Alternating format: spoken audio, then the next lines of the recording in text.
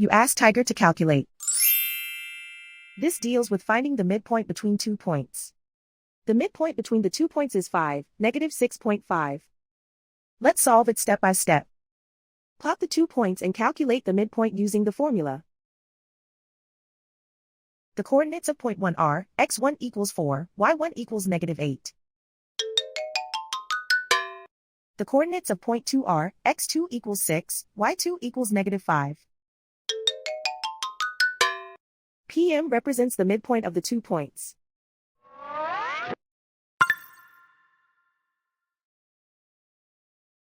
Use the x values in the midpoint formula to find the midpoints x. x1 equals 4.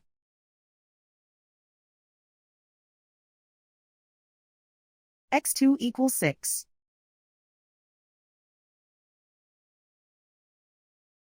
Simplify the arithmetic.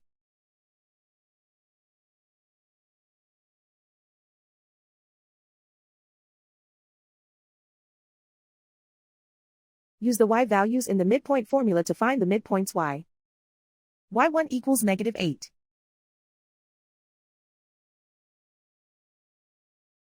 y2 equals -5. Simplify the arithmetic.